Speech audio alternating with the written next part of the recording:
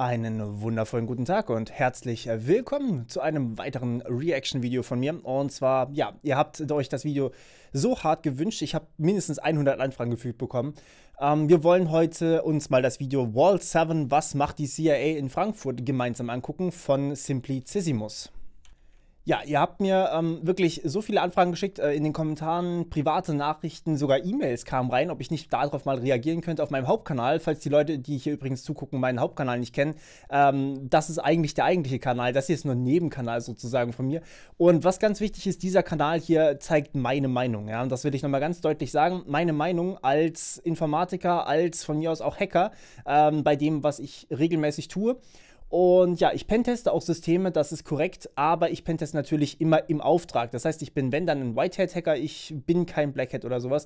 Will das nochmal vorher geklärt haben. Bei dem letzten Video gab es da so ein paar, Ungereimtheiten und genau. Wir wollen uns heute gemeinsam das Video hier angucken. Vault 7, was macht die CIA in Frankfurt, ist allerdings ein Thema, was eigentlich schon sehr, sehr alt ist. Vault 7 war 2017, Anfang 2017, wenn ich mich recht erinnere, war das März oder April, wo das veröffentlicht wurde. Und deswegen wundert es mich oder hat mich erstmal gewundert, dass ihr mir da so harte Anfragen geschickt habt. Aber das Video von Simplicissimus ist super neu. Ich habe damals auch ein Video darüber gemacht, meine ich. Allerdings natürlich eher über das, was geleakt worden ist. Ich bin mal gespannt, um was es hier geht. Schauen wir uns gemeinsam an. Bis gleich. So, Headset aufgezogen und los geht's. Headset übrigens mit Cap, weil ich immer noch keinen Friseurtermin bekommen habe und Corona-Times und so, ne? Das ist das US-amerikanische Generalkonsulat in Frankfurt. Der umzäunte Komplex liegt an der Gießener Straße, an der Ostseite des Hauptfriedhofs. Offiziell ist das Konsulat unter anderem für die in der Region lebenden Amerikaner zuständig. Dazu gehören zum Beispiel dort stationierte Streitkräfte und ihre Familien.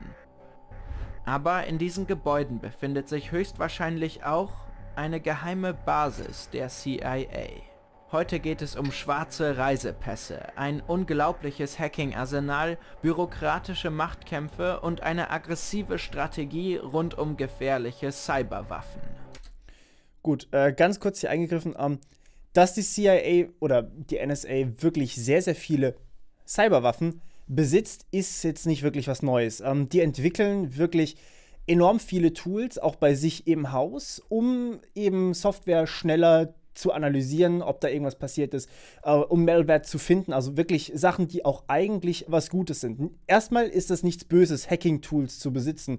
Das heißt, was zum Beispiel die CIA rausgebracht hat, ist ein Hacking-Tool namens Ghidra, G-H-I-D-R-A. Das ist ein Tool zum Reverse-Engineeren, das heißt, damit könnt ihr Binärcode, also quasi 1 und 0, wieder zurück umwandeln in normalen Source Code. Und diesen normalen Source Code kann man dann analysieren, ob der eben was Böses tut. Also ich habe zum Beispiel, ich habe tatsächlich auch schon eine Tutorial-Reihe dazu, noch nicht auf meinem Hauptkanal, kommt relativ bald hoffentlich. Damit kann man dann zum Beispiel Sachen machen wie WannaCry, also den Virus WannaCry, der sich ja wirklich massiv verbreitet hat und wirklich Schäden angerichtet hat in Millionen- oder Milliardenhöhe, um den dann eben wieder in Source Code umzuwandeln und zu schauen, wie kann man den stoppen. Und das wurde tatsächlich gemacht. Also erstmal nichts Böses hier, wenn man Hacking-Tools besitzt. Es kommt immer darauf an, was man damit tut, okay? Nur mal ganz kurz hier als Anmerkung. Das ist Vault 7. Okay, ich habe ihn beim Intro unterbrochen. Tut mir leid. Vault 7 ist der Codename für eine Serie von Veröffentlichungen auf WikiLeaks aus dem Jahr 2017. Die Leaks beinhalten Tausende von internen Dokumenten der CIA. Sie legen dar, was für ein beeindruckendes Hacking-Arsenal der Geheimdienst aufgebaut hat und wie er vorgeht. Die CIA hat die Echtheit der Dokumente weder bestätigt noch verneint. Aber das beste Indiz ist wohl, dass die US-Regierung jemanden für den Leak verantwortlich macht und entsprechend verklagt. Innerhalb dieses Prozesses wurde auch eine interne CIA-Prüfung vorgebracht. In dieser Prüfung wurde ermittelt, welche Hacking-Werkzeuge des Geheimdienstes von Vault 7 offengelegt wurden. Mindestens 91 von rund 500 Werkzeugen aus dieser Zeit seien von dem Leak betroffen. Man kann also mit sehr hoher Sicherheit sagen, dass die Dokumente echt sind. Aber was genau macht Vault 7 so brisant? Habe ich das richtig verstanden? Die verklagen jemanden dafür, dass sie Na gut, okay, es macht schon irgendwie Sinn, wenn man jemanden verklagt, der einem die Tools offenlegt, die man sich über Jahre angesammelt hat. Aber eigentlich sollten solche Tools, also zumindest rechtlich gesehen, in Deutschland, glaube ich, ist das so, müssten die Tools offengelegt werden, damit natürlich auch andere Leute diese Tools nachvollziehen können, damit die CIA damit keinen Quatsch macht. Oder die NSA oder wer auch immer. Also damit niemand damit Quatsch machen kann. Weil wenn man die Tools nicht offenlegt, also unter diesen Tools oder unter diese Tools fallen häufig auch Schwachstellen. Das heißt, es werden Schwachstellen bewusst dann geheim gehalten. Das ist übrigens bei Vault 7 gab es auch eine dieser Schwachstellen, die wirklich, wirklich schlimm geworden ist. Und die war dann auch im Ende für WannaCry im Endeffekt verantwortlich. Und diese Schwachstellen, wenn man die zurückhält, dann werden die von den Herstellern nicht gefixt. Das heißt, wenn man eine Schwachstelle findet, muss man die normalerweise dem Hersteller geben. Und der kann dann das Ganze reparieren, was da schiefgelaufen ist sozusagen. Und wenn man das nicht tut, dann kann sozusagen jeder einfach hergehen und diese Schwachstelle finden, weil sie ja nicht gefixt ist. Und wenn das noch andere Leute tun, dann können die halt dasselbe machen, was die CIA oder die NSA auch machen kann. Und das führt dann eben zu relativ großen Cyberangriffen, wie WannaCry eben zum Beispiel einer war. Deswegen sollte man, sobald man irgendwas gefunden hat, immer sofort dem Hersteller Bescheid geben, damit er eben das Ganze fixen kann. Was hier nicht passiert ist und deswegen war der Leak auch so schlimm. Also es ging eigentlich weniger um die Tools, sondern eher um die Schwachstellen, die da wirklich schlimm waren an diesem Leak. Geheimdienste wollen vor allem allerlei wichtige Informationen beschaffen. In den USA macht das eigentlich die NSA über digitale Wege. Die CIA beschafft solche Informationen traditionell von und durch Menschen. Aber Technologie und Mensch sind heute fast untrennbar verschmolzen. Wer dein Handy hackt, weiß danach wahrscheinlich alles über dich. Dass die CIA allem Anschein nach auch hackt, ist also kein Wunder. Aber wenn man Vault 7 Glauben schenkt, ist das Ausmaß doch beeindruckend. Der Geheimdienst verfügt anscheinend über ein gewaltiges Arsenal, über hunderte Millionen Zeichen. Das ist schon JavaScript, oder? Das ist, sieht hart nach JavaScript aus, könnte aber auch was anderes sein.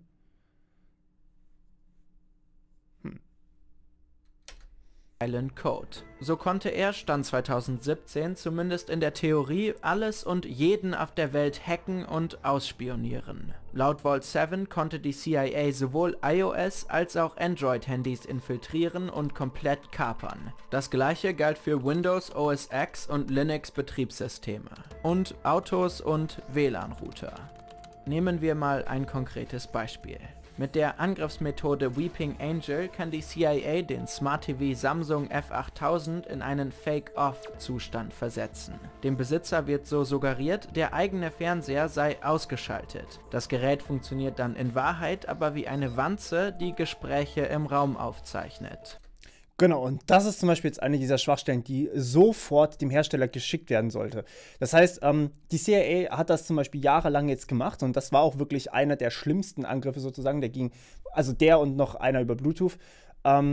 Und die gingen dann eben her und haben das nicht Samsung gemeldet. Und dadurch hast du halt eben diesen unglaublichen Schaden, der da passieren kann, weil jeder kann diese Schwachstelle finden. Ich meine, die NSA hat diese Schwachstelle nicht mitentwickelt, die haben sie auch nur gefunden.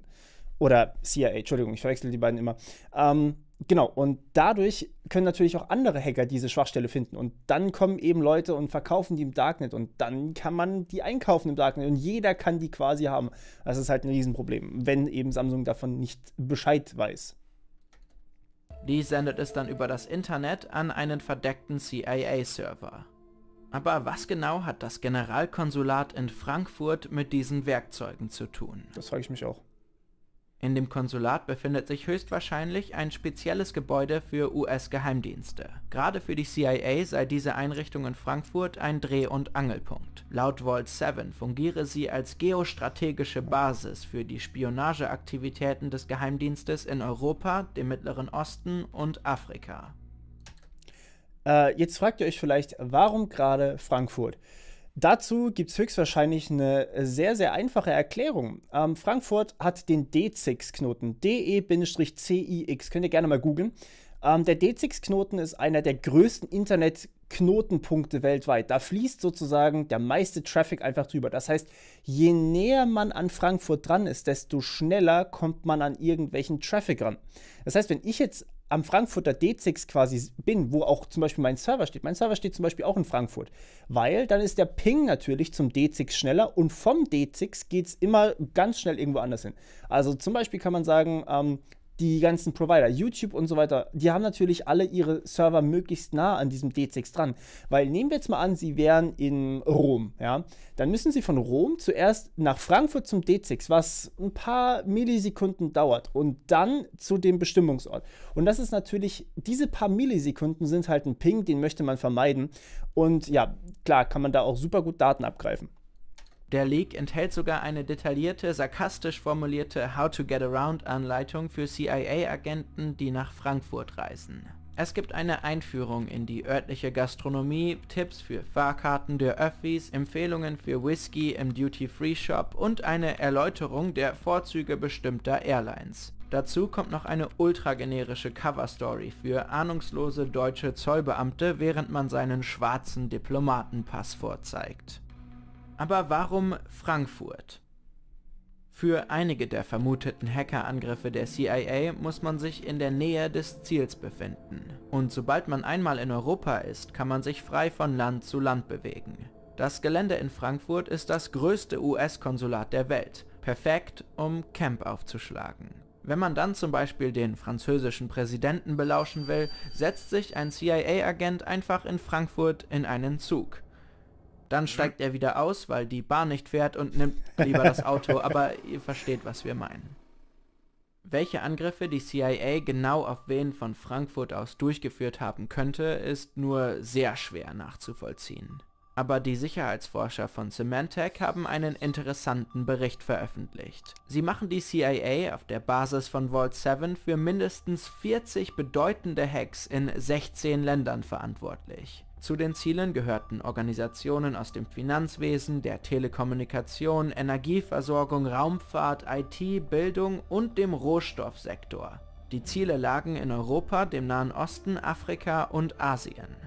Wahrscheinlich wurden einige dieser Hacks von Frankfurt aus geplant oder sogar durchgeführt. Auch der Special Collection Service der CIA und NSA soll in Frankfurt stationiert gewesen sein. Diese Spezialeinheit hat wahrscheinlich in Berlin Merkels Handy abgehört.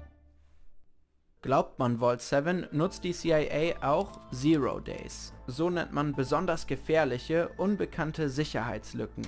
Das ist das, was ich gerade vorhin gesagt habe. Im Endeffekt, ja, das macht diese Angriffe eigentlich so schlimm. In Software. Per Definition wissen die Hersteller der jeweiligen Software nichts über solche Sicherheitslücken. Dementsprechend können sie auch nicht schließen. Für Nutzer der Software ist es wahnsinnig schwer, sich vor Angriffen zu schützen, die solche Schwachstellen ausnutzen. Wahnsinnig schwer ist hier absolut untertrieben. Wenn nicht mal der Hersteller weiß, dass er betroffen ist. Also nehmen wir nochmal den Samsung Smart TV, ja, das war so ein Zero Day. Wenn nicht mal der Hersteller weiß, dass er so eine Schwachstelle im TV hat, was wollt ihr dagegen tun? Das Einzige, was ihr tun könnt, ist unwissenderweise den Fernseher wirklich vom Strom trennen. Also wirklich den Stecker rauszuziehen und dann den Fernseher auszuhaben. Das ist das Einzige, was ihr da machen könnt. Aber das, sind wir mal ehrlich, das macht keiner heutzutage. Weil diese Smart TVs, die booten einfach schneller, wenn man den Strom dran lässt. Und ja, also im Endeffekt ein normaler Nutzer hat da nicht wirklich eine Chance, was zu tun, wenn nicht mal Samsung selber davon Bescheid weiß. Und das ist natürlich nur ein Beispiel. Es gibt zum Beispiel auch noch haufenweise Android-Exploits. Und wenn ihr dann mal die Malware drauf habt auf eurem Handy, dann was wollt ihr tun? Wie schützt man sich vor Einbrechern, wenn dein Haus eine zweite Eingangstür hat, die du nicht kennst? Tatsächlich kennt nicht mal der Architekt diese Tür, nur der Einbrecher. Ja. Die CIA und die NSA suchen höchstwahrscheinlich systematisch nach genau solchen Zero-Day-Sicherheitslücken. Dann nutzen sie gnadenlos aus. Auf ihrer Basis bauen sie Cyberwaffen, wie zum Beispiel mächtige Viren oder Trojaner. Aber was, wenn solche Waffen in die falschen Hände geraten? NotPetya war wohl der schlimmste Hack aller Zeiten. Er hat global eine Schneise der Verwüstung hinterlassen, basierend auf einer geleakten Cyberwaffe der NSA. Es gibt einen riesigen Schwarzmarkt für Zero-Day-Sicherheitslücken. Ja, das, was ich vorhin gesagt habe. Immer wieder wird ehemaligen Agenten der Prozess gemacht, weil sie die Cyberwaffen einfach mal mitgehen lassen. Firmen wie Zerodium kaufen Zero-Days für 7-stellige Beträge und verkaufen sie dann an Geheimdienste weiter. Das Problem ist nicht nur, dass Zerodium diese Schwachstellen kauft und dann an Geheimdienste weiterverkauft. Das kann jeder tun. Also Zerodium ist einfach nur jemand, die haben sich quasi das Vermögen angeschafft, sowas machen zu können, weil diese Zero-Days sind unfassbar teuer im Darknet. Es gehen auch wirklich offizielle Händler sozusagen ins Darknet. Also vielleicht wusstet ihr es nicht, aber Facebook geht auch regelmäßig ins Darknet oder in irgendwelche Darknet-Shops rein. Guckt da mal rein. Gibt es aber vielleicht mal wieder geleakte Passwörter von unseren Nutzern? Falls ja, kaufen Sie die auf. Häufig gibt es eben ein Exklusivitätsangebot. Das heißt, jemand kauft eine Schwachstelle oder Facebook-Passwörter oder generell Leaks im Darknet. Und diese Schwachstellen oder Passwörter, die landen dann wirklich nur bei dieser Person. Das heißt, sonst gibt es niemanden, der die dann am Ende hat. Und wenn die wirklich jetzt nur von, sagen wir mal, Facebook gekauft werden, dann hat Facebook sozusagen einfach auf den Hack reagiert und so ist quasi nichts passiert, weil nur noch Facebook hat diese Passwörter und Facebook hat diese Passwörter ohnehin. Das heißt, sie haben sozusagen dafür bezahlt, dass jemand bei ihnen eingebrochen ist. Was ich übrigens eine sehr, sehr gute Entscheidung von Facebook finde, dass sie das regelmäßig machen. Auf der anderen Seite, wenn jetzt natürlich irgendjemand hergeht und jemand kauft sich diese Facebook-Passwörter und Facebook ist langsamer oder Facebook bietet einfach weniger, dann sind die Nutzer halt betroffen. Und die Nutzer müssen dann alle ihr Passwort ändern, was bekannterweise nicht alle Nutzer tun, was wiederum dazu führt, dass die Nutzer gehackt werden. Das heißt, wenn jemand Passwörter von Facebook ergattern kann, dann macht er auf jeden Fall Geld damit. Aber wer am Ende die Passwörter besitzt, das liegt meistens einfach am Höchstbietenden. Und so ist es einfach.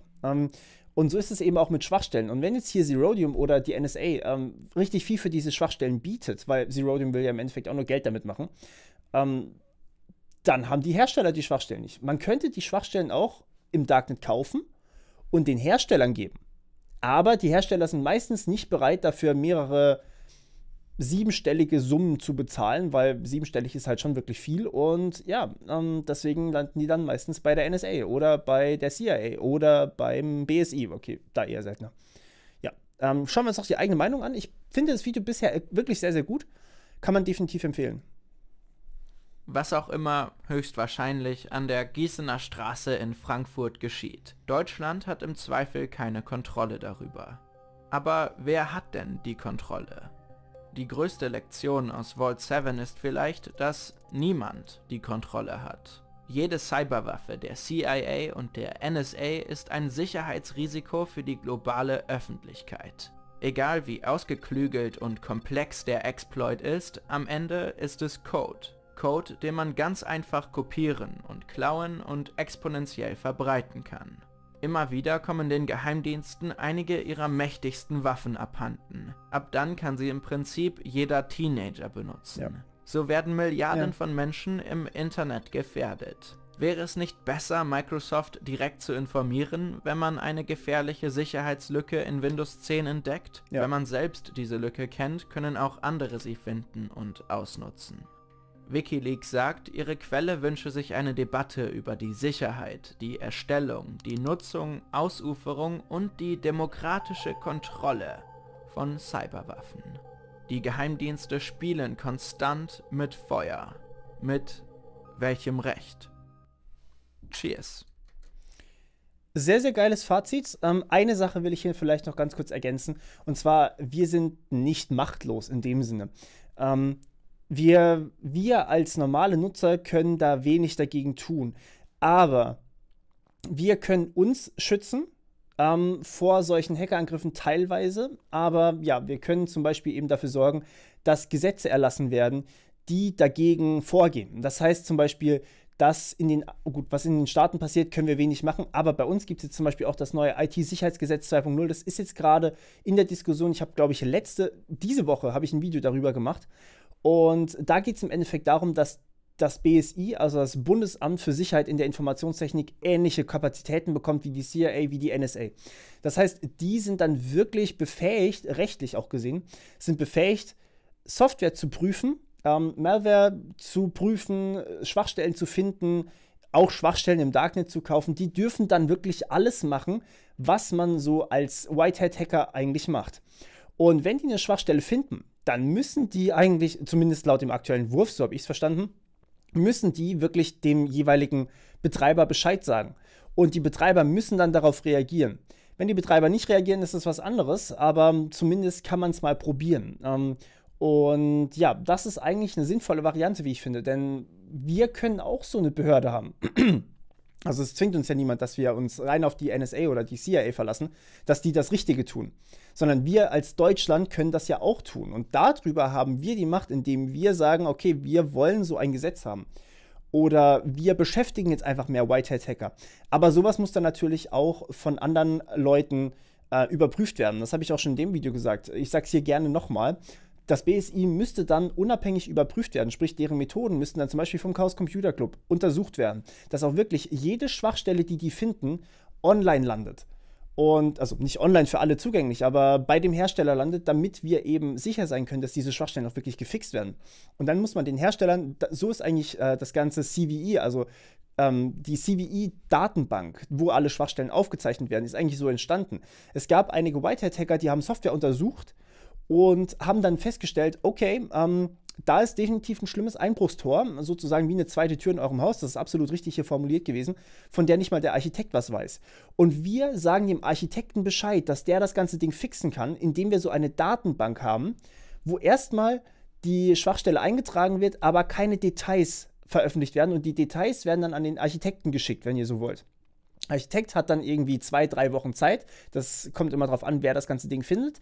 Und dann, wenn der es bis dorthin nicht genutzt hat, dann erst geben wir es der Öffentlichkeit. Und diese Gefahr, dass eine Schwachstelle der Öffentlichkeit gegeben wird, die führt natürlich dazu, dass der Hersteller sofort seine Geräte fixen möchte. Denn wenn jetzt hier zum Beispiel eine Schwachstelle von Android bekannt wird und die Schwachstelle wird an Google übergeben und Google weigert sich, die zu fixen, dann wird die veröffentlicht und im Endeffekt jeder kann alle Handys, nehmen wir jetzt einfach mal an, jeder kann alle Handys komplett hacken, ja, ohne irgendwie viel Aufwand. Das ist eine ziemlich gravierende Schwachstelle, gibt es in der Regel fast nie, aber es ist vorgekommen und wenn jetzt Google das nicht fixt, dann kann niemand mehr gefahrlos sein Handy benutzen und zwar niemand mehr.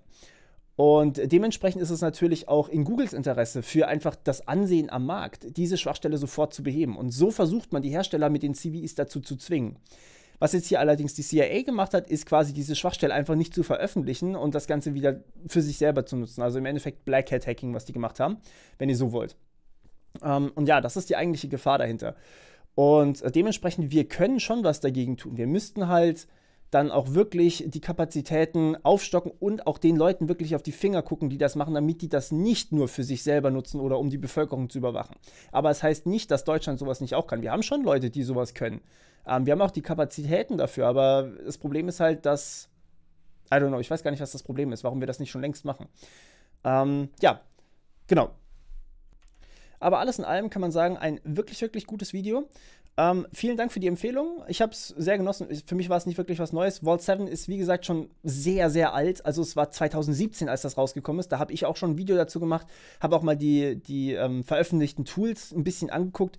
Und das war eigentlich damals schon relativ populär. Ich wundere mich, dass das nicht schon früher irgendwie jemandem aufgefallen ist. Aber klar, die Rolle der CIA in Frankfurt, ich bin mir nicht ganz genau sicher, was da wirklich neu dran ist. Ich meine, die sind da schon länger mit einem Standort vertreten. Also nicht CIA, aber ja, also die CIA ist inoffiziell dort mit einem Standort vertreten. Und das ist auch damals schon rausgekommen, dass die CIA in Frankfurt ist. Was genau sie da tun, ich habe mir die Dokumente nicht alle durchgelesen. Für mich waren die Tools irgendwie interessanter. Aber ja, auf jeden Fall gutes Video. Vielen Dank für die Empfehlung und wir hören uns beim nächsten Mal wieder. Bis dann. Ciao.